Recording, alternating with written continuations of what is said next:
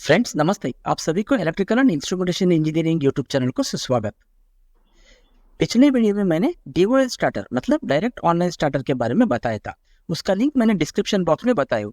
वो वीडियो में आपने पावर डायग्राम और कंट्रोल डायग्राम के बारे में सीख सकते हो। आज हमने सीखने वाले हैं फॉरवर्ड रिवर्स स्टार्टर।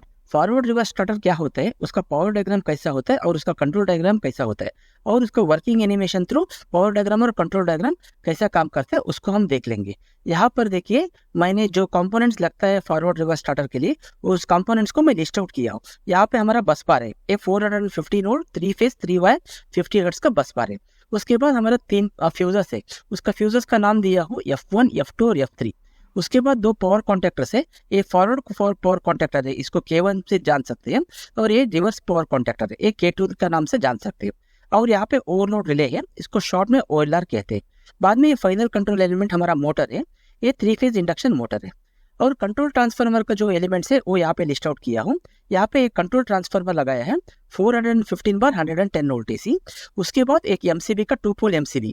बाद में ओवरलोड रिले का एक NC contact, stop push button, start push button forward rotation के लिए, और K2 पावर कॉन्टैक्टर का एक NC contact, K1 power contactor का एक NO कॉन्टैक्ट और K1 पावर कॉन्टैक्टर का कॉइल। उसके बाद K2 पावर कॉन्टैक्टर का एक कॉइल, K1 पावर कॉन्टैक्टर का एक NC contact, K2 power contactor का एक NO कॉन्टैक्ट और स्टार्ट पुश बटन रिवर्स घूमने के लिए। ये सारा जो कंपोनेंट्स लगते हैं हमारा फॉरवर्ड रिवर्स स्टार्टर के लिए। इसको हम कनेक्शन करके देख लेंगे कैसा पावर डायग्राम और कंट्रोल डायग्राम बनता है। पहले हमने ये 3 फेज बस बार से R फेज, Y फेज और B फेज को F1, F2, F3 फ्यूज का इनकमिंग टर्मिनल तक कनेक्ट कर देंगे। ये तीनों फ्यूज का आउटगोइंग टर्मिनल से R फेज, Y फेज और B फेज को K1 पावर कॉन्टैक्ट मतलब फॉरवर्ड पावर कॉन्टैक्टर का इनकमिंग टर्मिनल तक कनेक्ट किया है। वहां से हमने टैपिंग लेके K2 पावर कॉन्टैक्टर मतलब रिवर्स पावर कॉन्टैक्टर, इसको R फेज, Y फेज और B फेज को कनेक्ट किया है। यहाँ पे ऑब्जर्व कीजिए फ्रेंड्स, R फेज और B फेज इंटरचेंज हुआ है, इसीलिए कि फेज डायरेक्शन इंटरचेंज होना है क्योंकि मोटर्स रिवर्स घूमने के लिए। वो कैसा करता है हम आगे एनिमेशन में देख लेंगे। अभी यहाँ पर K1 पावर कॉन्टैक्टर का इनकमिंग टर्मिनल तक R फेज और Y फेज B फेज का केबल पहुंच चुका है। वहां से हम केबल को एक्सटेंड करके ओवरलोड रिले का इनकमिंग टर्मिनल तक R फेज, Y फेज और B फेज को कनेक्ट किया है। अभी K2 पावर कॉन्टैक्टर का आउटगोइंग टर्मिनल से ओवरलोड रिले का इनकमिंग टर्मिनल तक R phase, Y phase, B phase का केबल को टैपिंग किया है। ये हमारा ओवरलोड रिले है, यहाँ तक हमारा केबल आ चुका है। और ओवरलोड रिले का आउटगोइंग टर्मिनल से एक केबल से हमने मोटर का टर्मिनल्स को एक केबल कनेक्ट किया है। वहां से RYB फेज को एक्सटेंड करके मोटर का टर्मिनल तक कनेक्ट करके दिया है। फ्रेंड्स अभी तक जो हमने वायरिंग जो किया है ना, ये पावर डायग्राम का वायरिंग है। अभी हम कंट्रोल डायग्राम कैसा बनता है उसके बारे में सीख लेंगे। यहाँ पर देखिए फ्रेंड्स, एक कंट्रोल ट्रांसफार्मर है, इसको CTF कहता है 415/110 वोल्ट DC। 415 मतलब प्राइमरी साइड है, ये दोनों टर्मिनल है ना, प्राइमरी साइड का टर्मिनल है, यहाँ पे 415 वोल्ट AC अप्लाई करना है। और ये सेकेंडरी टर्मिनल है ना, यहाँ पे वो 110 वोल्ट AC इंड्यूस करता है। यहाँ पे देखिए प्राइमरी टर्मिनल को हमने R फेज और Y फेज से टैपिंग लिया है, मतलब यहाँ पे 415 वोल्ट AC आ चुका है। जब हमने 415 वोल्ट AC प्राइमरी साइड हम देता है, यहाँ पे 110 वोल्ट AC इंड्यूस होता है। उस 110 वोल्ट AC को हमने 2 पोल MCB लगाया ना, उसका इनकमिंग टर्मिनल तक कनेक्ट किया है। ये रेड फेज जो है ना, ये फेज है, ये ब्लैक कलर जो है ना न्यूट्रल है। जब ये MCB क्लोज होगा ना, तब हमारा ये क्या न्यूट्रल और फेज एक्सटेंड होके जब बाकी जो कंपोनेंट्स को रीच होता है। यहाँ पे देखिए फ्रेंड्स, न्यूट्रल को हमने एक्सटेंड किया है। यहाँ पे न्यूट्रल को MCB आउटगोइंग टर्मिनल से न्यूट्रल को एक्सटेंड करके K1 पावर कॉन्टैक्टर का कॉइल है ना, उसका A2 टर्मिनल को कनेक्ट किया है। और सेम न्यूट्रल को वहां से एक्सटेंड करके K2 पावर कॉन्टैक्टर का कॉइल जो है उसका A2 टर्मिनल को कनेक्ट किया। ये जो कॉइल है ना, ये K1 पावर कॉन्टैक्टर यहाँ पर है, ये A1 टर्मिनल है, ये A2 टर्मिनल है। ये न्यूट्रल को हमने A2 टर्मिनल तक कनेक्ट किया है। और ये जो K2 पावर कॉन्टैक्टर कॉइल है ना, इसका लोकेशन A1 टर्मिनल यहाँ पर है और A2 टर्मिनल यहाँ पर है। इसका भी न्यूट्रल हमने कनेक्ट करके A2 टर्मिनल को टैप दिया है। न्यूट्रल कनेक्शन के बाद हमको बचता है फेज कनेक्शन। ये फेज कनेक्शन कैसा आउटगोइंग टर्मिनल से एक्सटेंड होता है MCB से, वो देख लेंगे। यहाँ पर देखिए MCB आउटगोइंग टर्मिनल के फेज को कनेक्ट किया ओवरलोड रिले NC कॉन्टैक्ट। यहाँ पर देखिए ये ओवरलोड रिले है, ये दोनों है ना एनसी कॉन्टैक्ट है, ये दोनों एनओ कॉन्टैक्ट है। हमारा ओवरलोड रिले का एनसी कॉन्टैक्ट तक हमने ये केबल दिया है। ओवरलोड रिले का एनसी कॉन्टैक्ट तक इसलिए दिया है कि अगर कुछ ओवरलोड रिले से ट्रिप हो गया, कुछ मोटर को फॉल्ट आ गया, ओवरलोड रिले से ट्रिप हो गए, तो ये एनसी कॉन्टैक्ट एनओ कॉन्टैक्ट होता है और सप्लाई यहाँ पे रुक जाते हैं, आगे नहीं जाते और हमारा कॉइल को सप्लाई नहीं पहुंचता है और मोटर ट्रिप हो जाते हैं। उसको हम एनिमेशन थ्रू से समझ लेंगे। अभी जो फेज है ना ओवरलोड रिले ट्रिप नहीं है, तो ओवरलोड रिले से एक्सटेंड होके ये स्टॉप पुश बटन है ना, उसका भी कांटेक्ट हमारा एनसी कांटेक्ट होता है, नॉर्मली क्लोज कॉन्टैक्ट, उसका इनकमिंग टर्मिनल तक पहुंचता है। ओवरलोड रिले का एनसी कांटेक्ट से पास होके स्टॉप पुश बटन का इनकमिंग टर्मिनल तक पहुंचता है, ताकि इसको भी एनसी कांटेक्ट दिया है इसलिए कि अगर कोई स्टॉप पुश बटन कर दिए तो यहाँ पे एनसी कांटेक्ट है ना एनओ कांटेक्ट हो जाता है, नॉर्मली ओपन हो जाता है। तब कहते हैं पावर सप्लाई हमारा फेज जो है यहाँ पे रुक जाते हैं, आगे फॉरवर्ड नहीं होते और कॉइल तक सप्लाई नहीं पहुंचता है, मोटर फिर से ट्रिप होता है। इसीलिए ओवरलोड रिले कांटेक्ट और स्टॉप पुश बटन का कांटेक्ट दोनों एनसी होता है और पहले कनेक्ट होता है। अभी हमारा फेज स्टॉप पुश बटन से निकलते हुए कैसा कौन सा कंपोनेंट को कनेक्ट होता है वो देखेंगे। यहाँ पे देखिए फ्रेंड्स, स्टॉप पुश बटन से आगे हमारा कांटेक्ट जाके ये स्टार्ट पुश बटन, इसका मतलब है फॉरवर्ड रोटेशन का पुश बटन है, ये एनओ कांटेक्ट का पुश बटन है, उसका इनकमिंग टर्मिनल तक पहुंचता है। इसका कांटेक्ट हमेशा एनओ होता है, क्योंकि जब हमने ये कांटेक्ट को प्रेस करते हैं ना तब ये एनसी बन के आगे जाता है, नहीं तो ये कांटेक्ट अभी हमेशा एनओ रहता है। और उसके बाद एक एनओ कांटेक्ट ऑफ K1, ये K1 पावर कांटेक्ट है ना, इसका एक एनओ कांटेक्ट होता है, बीच में दो है ना टर्मिनल, उसको एनओ कांटेक्ट कहता है। इसका इनकमिंग टर्मिनल तक मतलब यहाँ तक जाता है। इसके ये क्या होता है, जब ये K1 पावर कांटेक्टर क्लोज होता है ना तब ये एनसी होता है और सर्किट लैच होते हैं। और कैसा लैच होता है, लैचिंग सर्किट कैसा काम करते हैं आगे हमने एनिमेशन से देख लेंगे। और स्टार्ट पुश बटन का इनकमिंग से ही हमने एक केबल को टैप लेके और एक स्टार्ट पुश बटन रहता है रिवर्स रोटेशन करने के लिए, वो स्टॉप पुश बटन का इनकमिंग टर्मिनल लग जाता है। इसका भी कांटेक्ट एनओ कांटेक्ट होता है। जब ये इसको हमने प्रेस करते हैं ना, ये कांटेक्ट एनसी होता है और सप्लाई फॉरवर्ड होकर K2 कॉइल का पावर कांटेक्ट तक पहुंचता है, वो भी इंटरलॉक के साथ। वो इंटरलॉक कैसा काम करता है, एनओ कांटेक्ट ऑफ K2 और K1 power contact NC contact interlock कैसा काम करता है और लैचिंग सर्किट कैसा काम करते हैं आगे हम एनिमेशन के द्वारा देख लेंगे। अभी हमारा स्टार्ट पुश बटन जो है ना उसका आगे कैसा वायरिंग करते हैं उसको देख लेंगे। स्टार्ट पुश बटन का आउटगोइंग टर्मिनल से एनओ कांटेक्ट K1 का और एक टर्मिनल को हमने कनेक्ट किया है, ठीक है ना। ये दोनों आपस में अभी कनेक्ट नहीं है क्योंकि ये कॉन्टैक्टर क्लोज नहीं है, ओपन है, इसलिए कॉन्टैक्ट ओपन है। बाद में वहां से सप्लाई एक्सटेंड होके K2 पावर कॉन्टैक्टर का एनसी कॉन्टैक्ट को जाता है। ये K2 पावर कॉन्टैक्टर है, इसका एनसी कॉन्टैक्ट जो लास्ट जो टर्मिनल दिख रहे हैं ना यहाँ पे, ये एनसी कॉन्टैक्ट है, उसका एक इनकमिंग टर्मिनल तक यहाँ तक जाता है। जब ये K2 पावर कॉन्टैक्टर ऑफ रहता है ना तब ये कॉन्टैक्ट एनसी रहता है, सप्लाई आगे जाके हमारा K1 पावर कॉन्टैक्टर कॉइल तक पहुंचता है। अगर ये K2 कॉन्टैक्टर क्लोज है और मोटर रिवर्स डायरेक्शन में चल रही तो ये कॉन्टैक्ट हमारा ओपन हो जाता है, नॉर्मली ओपन हो जाता है और हमारा सप्लाई यहाँ पे रुकता है। ये K1 पावर कॉन्टैक्टर का कॉइल को एनर्जाइज नहीं करता है, इसीलिए K2 पावर कॉन्टैक्टर का एनसी कॉन्टैक्ट को इंटरलॉक के जैसे या सर्क्यूट में सीरीज में लिया है। अभी देखिए K2 पावर कॉन्टैक्टर का एनसी कॉन्टैक्ट का आउटगोइंग टर्मिनल से एक K2 power contactor NC contact का आउटगोइंग टर्मिनल यहाँ से कनेक्ट होके K1 पावर कॉन्टैक्टर का कॉइल K1 पावर कॉन्टैक्टर का A1 टर्मिनल को फेस पहुंच चुका है, ठीक है ना। मतलब ये K2 पावर कॉन्टैक्टर ऑफ नहीं है, यहाँ से हमारा सप्लाई पास होके K1 power contactor coil connect है। इसी तरह से फेज का कनेक्शन होता है। सिमिलरली हमें रिवर्स डायरेक्शन का जो है ना उसका पुश बटन से कैसा वायरिंग होता है वो भी हम सीख लेंगे। यहाँ पे देखिए रिवर्स पुश बटन है ना, रिवर्स पुश बटन का आउटगोइंग टर्मिनल से एनओ कॉन्टैक्ट ऑफ K2 का एनओ कॉन्टैक्ट, ये K2 पावर कॉन्टैक्टर है, ये बीच में जो है एनओ कॉन्टैक्ट है, यहाँ इनकमिंग टर्मिनल तक हमारा एक केबल कनेक्ट होता है। वहां से आउटगोइंग टर्मिनल से कनेक्ट होके और ये स्टार्ट पुश बटन का जो रिवर्स रोटेशन है ना उसका आउटगोइंग टर्मिनल से हमारा K1 पावर कॉन्टैक्टर का एनसी कॉन्टैक्ट, ये K1 पावर कॉन्टैक्टर है, ये लास्ट जो टर्मिनल है ना ये दोनों एनसी कॉन्टैक्ट है। यहाँ तक हमारा एक केबल जाता है एनसी कॉन्टैक्ट का इनकमिंग टर्मिनल तक, ताकि ये K1 पावर कॉन्टैक्टर अगर ऑन है तो ये एनसी कॉन्टैक्ट एनओ कॉन्टैक्ट हो जाता है, हमारा फेस आगे नहीं जाके K2 पावर कॉन्टैक्टर का एनर्जाइज नहीं करता है। क्योंकि ये कॉन्टैक्टर अगर फॉरवर्ड रिवर्स का कॉन्टैक्टर है, अगर ये क्लोज है तो मोटर फॉरवर्ड डायरेक्शन में घूमते रहेगा, तब ये कॉन्टैक्ट ओपन हो जाएगा। अभी हमारा केबल K1 पावर कॉन्टैक्टर का एनसी कॉन्टैक्ट से निकलते हुए, ये K1 power contactor NC contact से निकलते हुए K2 पावर कॉन्टैक्टर का A1 टर्मिनल को, ये K2 पावर कॉन्टैक्टर का A2 टर्मिनल को A1 टर्मिनल को कनेक्ट है।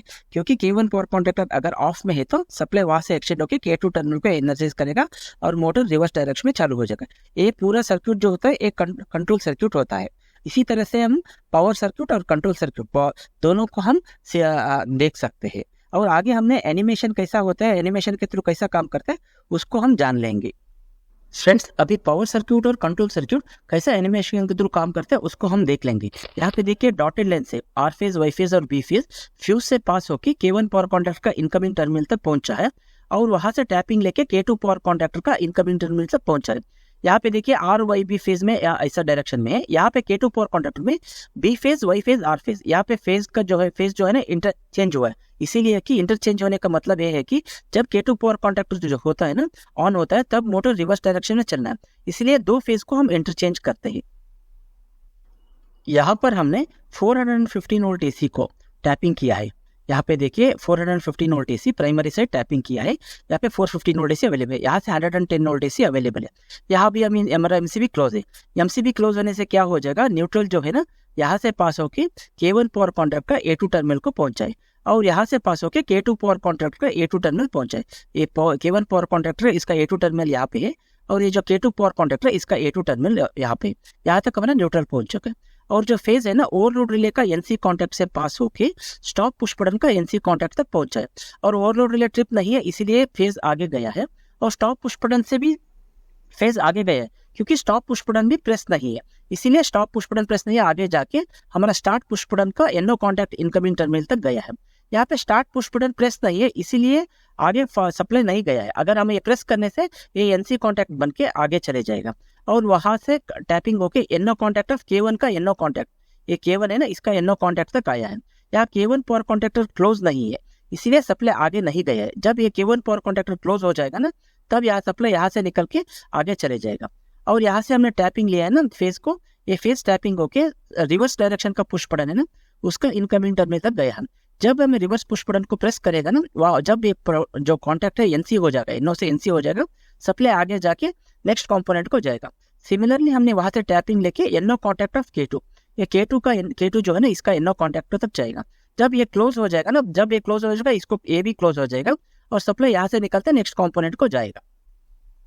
अभी यहाँ पर हमने स्टार्ट पुश बटन को प्रेस करते हैं, ये एनो कॉन्टैक्ट जो था ना स्टार्ट पुश बटन का वो एनसी कॉन्टैक्ट बन गया, इसीलिए ये फेज यहाँ से पास होके K2 पावर कॉन्टैक्टर का एनसी कॉन्टैक्ट के द्वारा K1 पावर कॉन्टैक्टर कॉइल को पहुंच चुका है। यहाँ पे K2 पावर कॉन्टैक्टर ओपन है, इसलिए कॉन्टैक्ट एनसी है, वहां से सप्लाई पास होके इसका कॉइल तक पहुंच गए। यहाँ पे अभी ये A1 पे फेज पहुंच गया, ये न्यूट्रल पहुंच गया।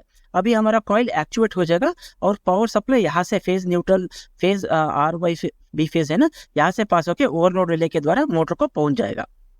यहाँ पर देखिए फ्रेंड, आर फेज और वाई फेज और बी फेज ये तीनों फेज आउटगोइंग टर्मिनल से K1 पावर कॉन्टैक्टर का आउटगोइंग टर्मिनल से निकलते हुए ओवरलोड रिले को गया है। ओवरलोड रिले से केबल से हमारा मोटर का टर्मिनल को कनेक्ट हुआ है और हमारा जो मोटर है ना फॉरवर्ड डायरेक्शन में घूम रहा है। अभी हमारा K1 पावर कॉन्टैक्टर क्लोज में है, इसलिए motor direction already forward direction में चल रहा है। यहाँ पे क्या हो जाएगा, जब ये क्लोज हो जाएगा ना, ये एनो कॉन्टैक्ट था ना normally open contact K1 power contact का ANC बन जाएगा और यहाँ से सप्लाई पास होके यहाँ से कॉइल को कंटिन्यूसली पहुंचेगा। जब हमने स्टार्ट पुश बटन को रिलीज करते हैं ना, रिलीज करने के बाद भी हमारा K1 पावर कॉन्टैक्टर से सप्लाई कंटिन्यूसली पास होते रहेगा। अभी हमने सर्किट को ऑफ करने के लिए यहाँ पे स्टॉप पुश बटन प्रेस किया है। जब ये स्टॉप पुश बटन को प्रेस करते हैं ना, यहाँ पे हमारा फेज रुक जाता है, आगे नहीं जाता है। एनसी कॉन्टैक्ट से एनो कॉन्टैक्ट बन जाता है, फेज आगे नहीं जाता है और कॉइल का जो सप्लाई है ना डी एनर्जाइज हो जाता है। जब ये डी एनर्जाइज हो जाता है ना, मोटर ऑफ हो जाता है, यहाँ से सप्लाई नहीं जाता है और हमारा मोटर घूमने का ऑफ हो जाता है। अभी हमने स्टॉप पुश बटन को रिलीज किया है। रिलीज करने के बाद अगेन फेज जो है ना सभी इनकमिंग स्टार्ट पुश बटन का इनकमिंग और एनो कॉन्टैक्ट का इनकमिंग, रिवर्स पुश बटन का इनकमिंग और K2 पावर कॉन्टैक्ट का एनो कॉन्टैक्ट का इनकमिंग तक पहुंचता है और मोटर अगेन ऑन नहीं होता है, इसीलिए कि अब फिर से हम स्टार्ट पुश बटन प्रेस करना पड़ता है।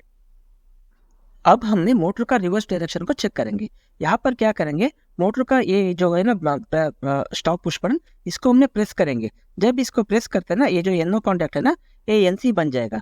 जब ये कॉन्टैक्ट एनसी बन जाएगा, यहाँ से सप्लाई जो है ना पास होता है, यहाँ से सप्लाई पास होके ये K1 पावर कॉन्टैक्टर का एनसी कॉन्टैक्ट से जाके K2 पावर कॉन्टैक्टर कॉइल तक जाते हैं।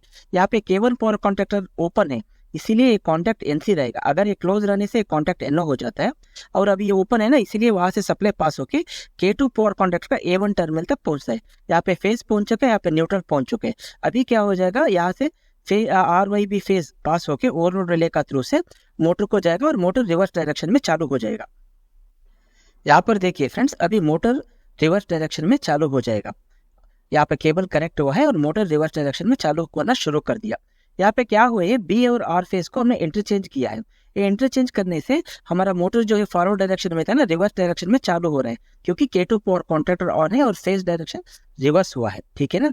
ये क्या होता है, इस जब स्टार्ट पुश बटन प्रेस करते हैं ना, इमीडिएटली हमारा K2 पावर कॉन्टैक्टर ऑन होता है और वो मोटर रिवर्स डायरेक्शन में चालू होते हैं। अभी ये मोटर का लैच कैसा होता है, कॉन्टैक्ट कैसा लैच होता है, उसको हम देख लेंगे। अभी यहाँ पर देखिए फ्रेंड्स, जो K2 पावर कॉन्टैक्टर अभी क्लोज में है। इससे क्लोज के होने से क्या होता है, ये जो NO कॉन्टैक्ट है ना K2 पावर कॉन्टैक्ट का NC कॉन्टैक्ट बन जाएगा और ये सप्लाई जो है ना यहाँ से पास होके हमारा K2 पावर कॉन्टैक्ट का कंटिन्यूसली पहुंचेगा। जब हमने स्टार्ट पुश बटन को रिलीज करने के बाद भी सप्लाई ये NO कॉन्टैक्ट जो है ना NC कॉन्टैक्ट बनता है ना, यहाँ से पास होके K2 पावर कॉन्टैक्ट को कंटिन्यूसली पहुंचेगा। अभी हम टेस्ट करते हैं, यहाँ पे हमने पावर सप्लाई को प्रेस करते हैं, यहाँ पे स्टार्ट पुश बटन को प्रेस करते हैं। करने के बाद क्या होता है, यहाँ से सप्लाई पास होके यहाँ तक रुकता है, यहाँ से सप्लाई आगे नहीं जाता है, क्योंकि ये K2 पावर कॉन्टैक्टर ऑन में है ना, एक कॉन्टैक्टर NO कॉन्टैक्ट बन जाता है और सप्लाई पास नहीं होता है। अगर एक मोटर को कुछ ऑब्स्ट्रक्शन आ गया तो यहाँ पे ओवरलोड होने से मोटर ट्रिप हो जाते हैं और यहाँ पे कॉन्टैक्ट ओपन हो जाता है और हमारा जो रिवर्स में डायरेक्शन चल रहा है ना, वो भी मोटर हमारा बंद हो जाएगा। इसीलिए overload relay stop push button और इसका इंटरलॉक का जी दिया है, ताकि कुछ भी मोटर में प्रॉब्लम आ गया, अगर मैनुअली स्टॉप करना है, इंटरलॉक देने के लिए ये सारा जो कंपोनेंट्स हमने सीरीज में दिया है। थैंक यू फ्रेंड्स, ये वीडियो अंत तक देखने के लिए। आपको ये वीडियो पसंद आने से प्लीज़ एक लाइक, शेयर और सब्सक्राइब कीजिए। और आपके मन में कुछ भी सवाल है रिलेटेड इलेक्ट्रिकल और इंस्ट्रूमेंटेशन के बारे में, प्लीज़ कमेंट सेक्शन में कमेंट कीजिए। Keep learning, stay updated.